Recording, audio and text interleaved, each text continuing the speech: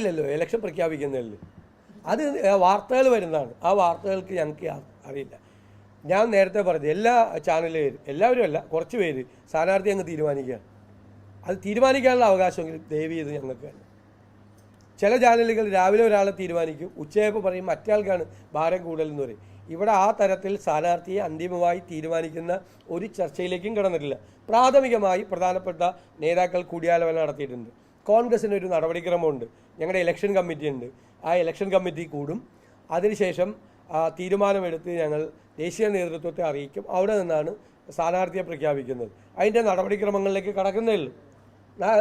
Announce ചെയ്താൽ, election commission election declare ചെയ്താൽ മണിക്കൂറുകൾക്ക് സ്ഥാനാർത്ഥിയെ പ്രഖ്യാപിക്കാൻ കഴിയുന്ന സംവിധാനത്തിലേക്ക് ഞങ്ങൾ പോകുന്നു. ദയവ് ചെയ്ത് ഞങ്ങൾ ഉപദ്രവിക്കരുത്. നിങ്ങൾ തന്നെ സ്ഥാനാർത്ഥിയെ തീരുമാനിച്ചു. ചില ചാനലുകൾ കഴിഞ്ഞ കുറേ ദിവസമായിട്ട് ഇങ്ങനെ ഭാരം തൂക്കിക്കൊണ്ടിരിക്കുക, ആർക്കാണ് തൂക്കമെന്ന് പറഞ്ഞുകൊണ്ടിരിക്കുക. എന്തിനാണിത്? നിങ്ങളുടെ ക്രെഡിബിലിറ്റി പോകും, നിങ്ങളുടെ വിശ്വാസ്യത പോകും. അതെങ്കിലും ഞങ്ങൾക്ക് വിട്ടുക.